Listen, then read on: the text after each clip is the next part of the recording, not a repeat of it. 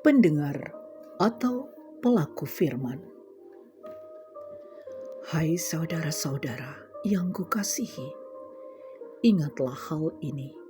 Setiap orang hendaklah cepat untuk mendengar, tetapi lambat untuk berkata-kata, dan juga lambat untuk marah. Sebab amarah manusia tidak mengerjakan kebenaran di hadapan Allah. Sebab itu, buanglah segala sesuatu yang kotor dan kejahatan yang begitu banyak itu, dan terimalah dengan lemah lembut firman yang tertanam di dalam hatimu, yang berkuasa menyelamatkan jiwamu. Tetapi hendaklah kamu menjadi pelaku firman dan bukan hanya pendengar saja. Sebab jika tidak demikian, kamu menipu diri sendiri. Sebab jika seorang hanya mendengar firman saja dan tidak melakukannya, ia adalah seumpama seorang yang sedang mengamat-amati mukanya yang sebenarnya di depan cermin. Baru saja ia memandang dirinya, ia sudah pergi atau ia segera lupa bagaimana rupanya. Tetapi barang siapa meneliti hukum yang sempurna, yaitu hukum yang memerdekakan orang, dan ia bertekun di dalamnya, jadi bukan hanya mendengar untuk melupakannya, tetapi sungguh-sungguh melakukannya, ia akan berbahagia oleh perbuatannya. Jikalau ada seorang menganggap dirinya beribadah, tetapi tidak mengekang lidahnya, ia menipu dirinya sendiri, maka sia-sialah ibadahnya. Ibadah yang murni dan yang tak bercacat di hadapan Allah Bapa kita ialah mengunjungi yatim piatu dan janda-janda dalam kesusahan mereka, dan menjaga supaya dirinya sendiri tidak dicemarkan oleh dunia.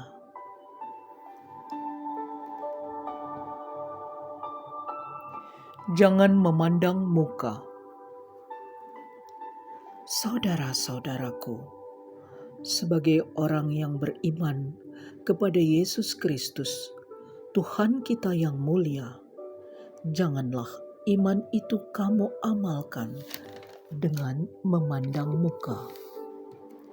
Sebab jika ada seorang masuk ke dalam kumpulanmu dengan memakai cincin emas dan pakaian indah, dan datang juga seorang miskin ke situ dengan memakai pakaian buruk, dan kamu menghormati orang yang berpakaian indah itu dan berkata kepadanya, "Silakan Tuan duduk di tempat yang baik ini."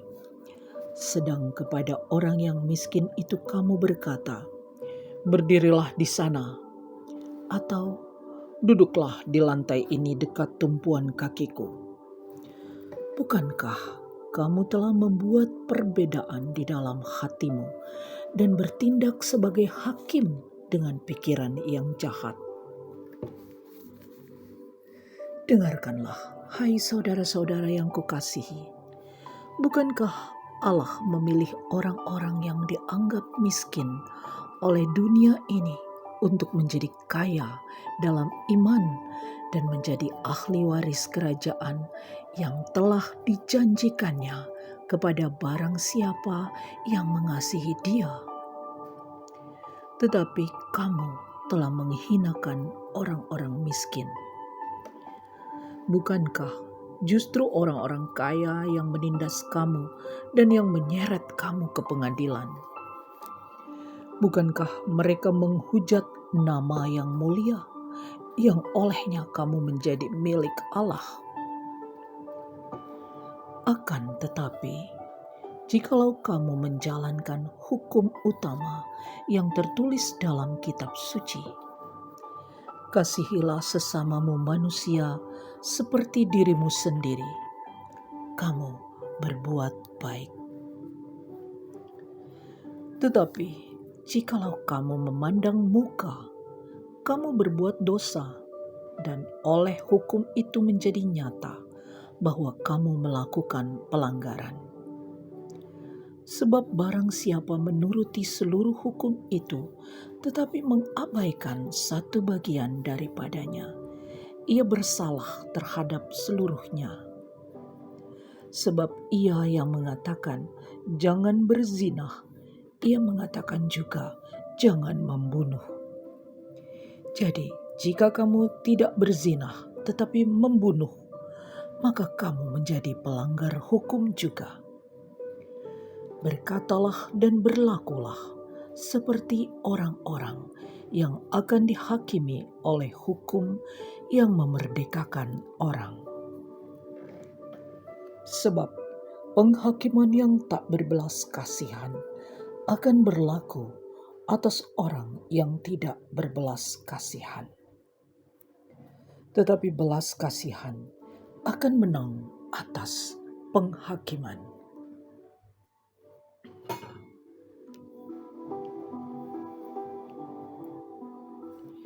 Iman tanpa perbuatan pada hakikatnya adalah mati.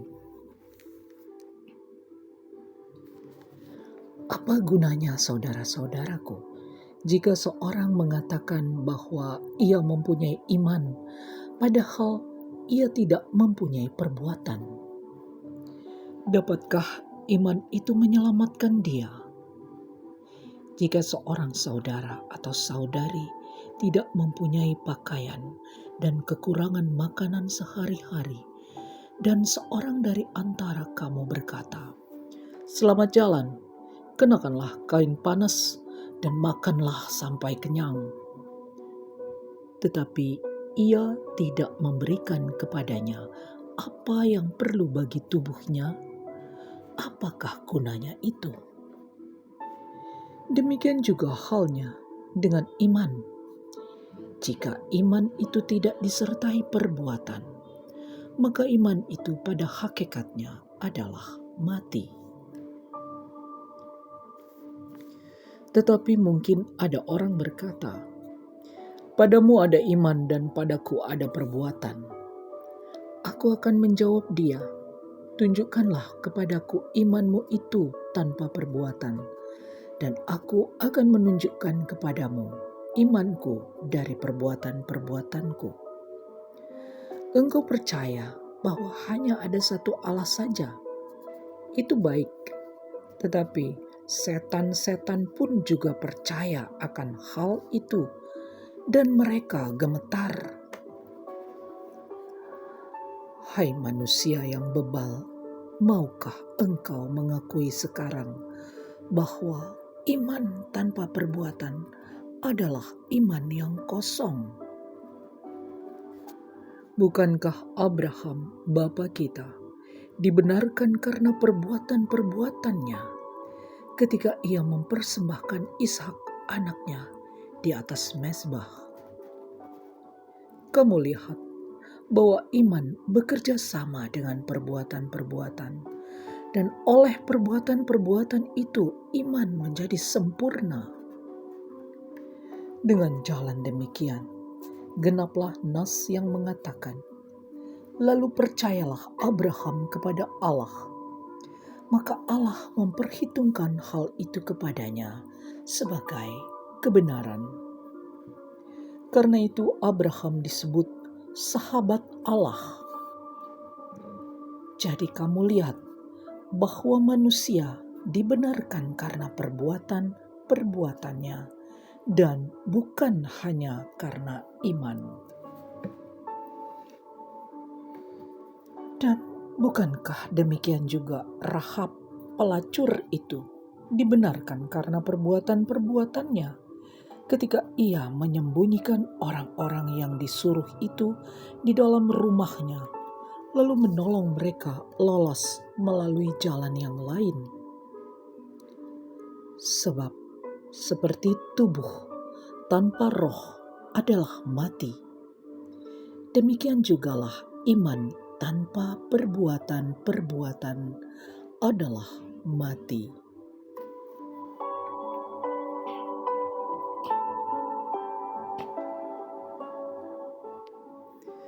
dosa karena lidah.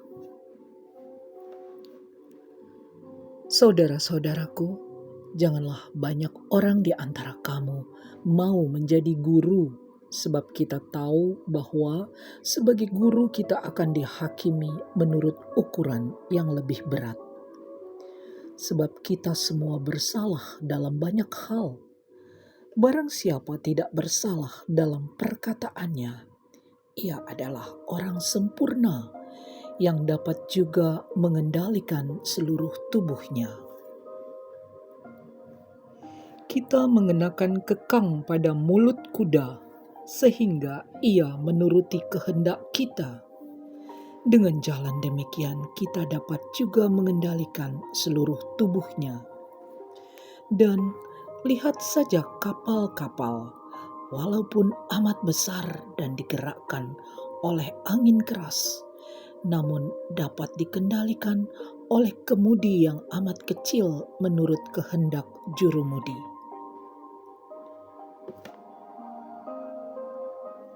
Demikian juga lidah. Walaupun suatu anggota kecil dari tubuh, namun dapat memegahkan perkara-perkara yang besar.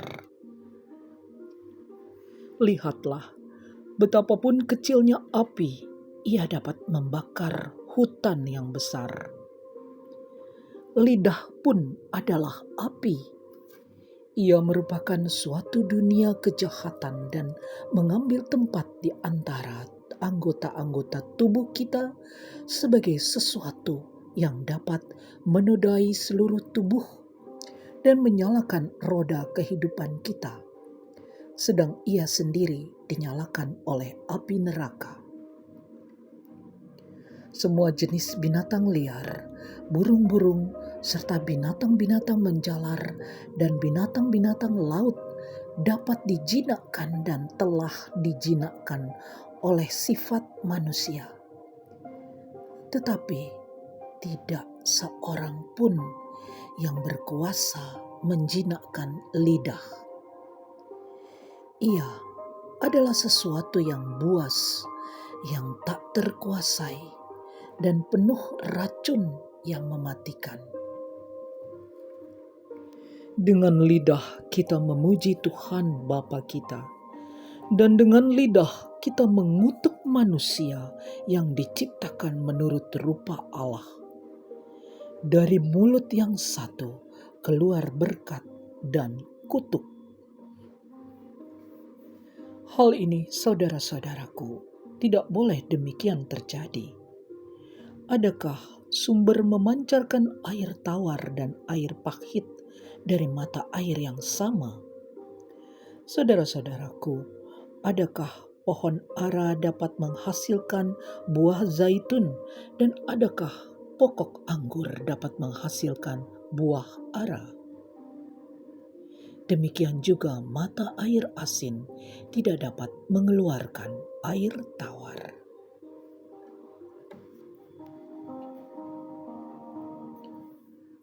Hikmat yang dari atas. Siapakah di antara kamu yang bijak dan berbudi? Baiklah ia dengan cara hidup yang baik menyatakan perbuatannya oleh hikmat yang lahir dari kelemah lembutan.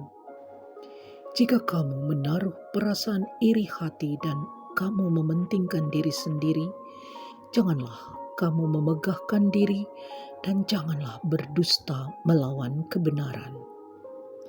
Itu bukanlah hikmat yang datang dari atas, tetapi dari dunia, dari nafsu manusia, dari setan-setan.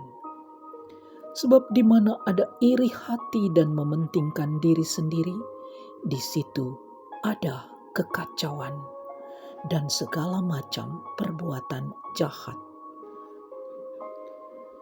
Tetapi hikmat yang dari atas adalah pertama-tama murni, selanjutnya pendamai, peramah, penurut, penuh belas kasihan, dan buah-buah yang baik, tidak memihak dan tidak munafik. Dan buah yang terdiri dari kebenaran ditaburkan dalam damai untuk mereka yang mengadakan damai.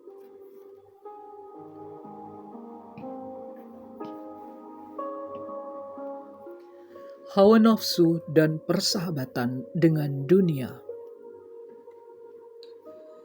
Dari manakah datangnya sengketa dan pertengkaran di antara kamu? Bukankah datangnya dari hawa nafsumu yang saling berjuang di dalam tubuhmu? Kamu mengingini sesuatu, tetapi kamu tidak memperolehnya. Lalu kamu membunuh. Kamu iri hati, tetapi kamu tidak mencapai tujuanmu. Lalu kamu bertengkar dan kamu berkelahi. Kamu tidak memperoleh apa-apa karena kamu tidak berdoa. Atau kamu berdoa juga, tetapi kamu tidak menerima apa-apa karena kamu salah berdoa. Sebab yang kamu minta itu hendak kamu habiskan untuk memuaskan hawa nafsumu. Hai kamu, orang-orang yang tidak setia. Tidakkah kamu tahu bahwa persahabatan dengan dunia adalah permusuhan dengan Allah? Jadi barang siapa hendak menjadi sahabat dunia ini, ia menjadikan dirinya musuh Allah. Janganlah kamu menyangka bahwa kitab suci tanpa alasan berkata, roh yang ditempatkan Allah di dalam diri kita, diingininya dengan cemburu. Tetapi kasih karunia yang dianugerahkannya kepada kita lebih besar daripada itu. Karena itu, ia katakan, Allah menentang orang yang congkak, tetapi mengasihani orang yang rendah hati. Karena itu, tunduklah kepada Allah dan lawanlah iblis, maka ia akan lari daripadamu. Mendekatlah kepada Allah dan ia akan mendekat kepadamu. Tahirkanlah tanganmu, hai kamu orang-orang berdosa, dan sucikanlah hatimu, hai kamu yang mendua hati. Sadarilah kemalanganmu, berduka cita dan merataplah. Hendaklah tertawamu kamu ganti dengan ratap dan sukacitamu dengan duka cita. Rendahkanlah dirimu di hadapan Tuhan dan Ia akan meninggikan kamu. Jangan memfitnah orang. Saudara-saudaraku, janganlah kamu saling memfitnah. Barang siapa memfitnah saudaranya atau menghakiminya, ia mencela hukum dan menghakiminya. Dan jika engkau menghakimi hukum, maka engkau bukanlah penurut hukum, tetapi hakimnya. Hanya ada satu pembuat hukum dan hakim, yaitu Dia yang berkuasa menyelamatkan dan membinasakan.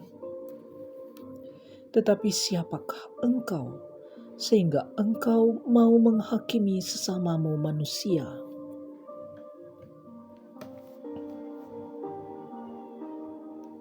Jangan melupakan Tuhan dalam perencanaan.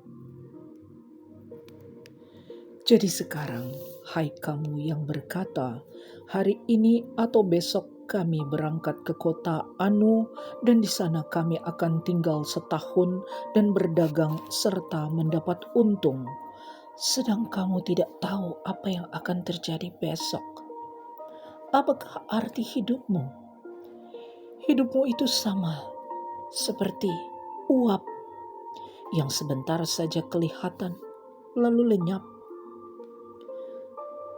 Sebenarnya kamu harus berkata, jika Tuhan menghendakinya, kami akan hidup dan berbuat ini dan itu. Tetapi sekarang kamu memegahkan diri dalam congkakmu, dan semua kemegahan yang demikian adalah salah. Jadi jika seorang tahu bagaimana ia harus berbuat baik, tetapi ia tidak melakukannya, ia berdosa. Peringatan kepada orang kaya. Jadi sekarang, hai kamu orang-orang kaya, menangislah dan merataplah atas sengsara yang akan menimpa kamu. Kekayaanmu sudah busuk dan pakaianmu telah dimakan ngengat.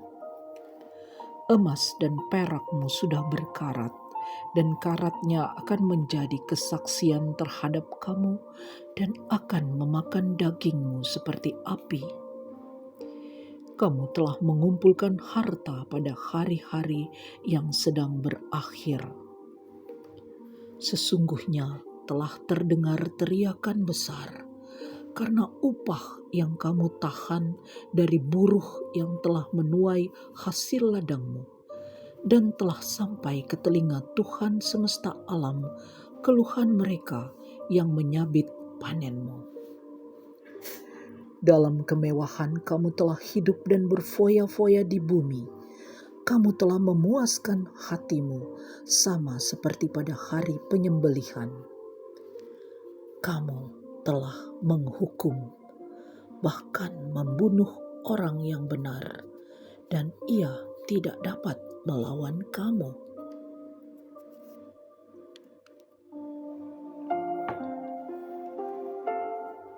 Bersabar dalam penderitaan. Karena itu, saudara-saudara, bersabarlah sampai kepada kedatangan Tuhan. Sesungguhnya petani menantikan hasil yang berharga dari tanahnya, dan ia sabar sampai telah turun hujan musim gugur dan hujan musim semi. Kamu juga harus bersabar dan harus meneguhkan hatimu, karena kedatangan Tuhan sudah dekat. Saudara-saudara, janganlah kamu bersungut-sungut dan saling mempersalahkan, supaya kamu jangan dihukum. Sesungguhnya hakim telah berdiri di ambang pintu. Saudara-saudara, turutilah teladan penderitaan dan kesabaran para nabi yang telah berbicara demi nama Tuhan. Sesungguhnya kami menyebut mereka berbahagia, yaitu mereka yang telah bertekun. Kamu telah mendengar tentang ketekunan Ayub, dan kamu telah tahu apa yang pada akhirnya disediakan Tuhan baginya. Karena Tuhan Maha Penyayang dan penuh belas kasihan.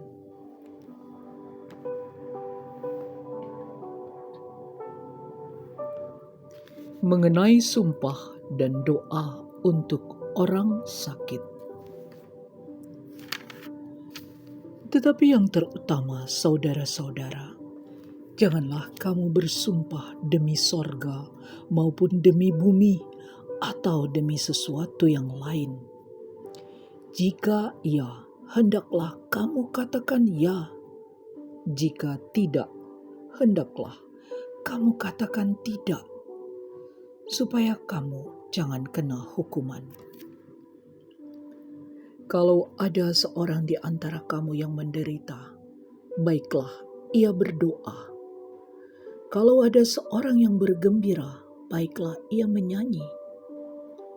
Kalau ada seorang di antara kamu yang sakit, baiklah ia memanggil para penatua jemaat, supaya mereka mendoakan dia, serta mengolesnya dengan minyak dalam nama Tuhan. Dan doa yang lahir dari iman akan menyelamatkan orang sakit itu, dan Tuhan akan membangunkan dia. Dan jika ia telah berbuat dosa, maka dosanya itu akan diampuni. Karena itu, hendaklah kamu saling mengaku dosamu dan saling mendoakan supaya kamu sembuh. Doa orang yang benar, bila dengan yakin didoakan, sangat besar kuasanya. Elia adalah manusia biasa, sama seperti kita, dan ia telah bersungguh-sungguh berdoa supaya hujan jangan turun, dan hujan pun tidak turun di bumi selama 3 tahun dan 6 bulan. Lalu ia berdoa pula, dan langit menurunkan hujan, dan bumi pun mengeluarkan buahnya.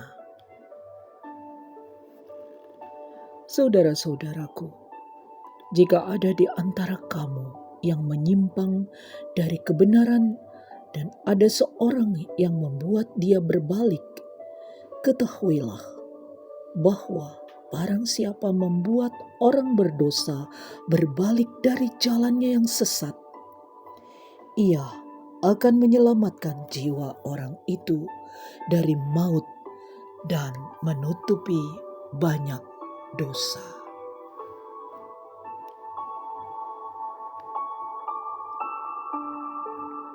Demikianlah sabda Tuhan. Syukur kepada Allah.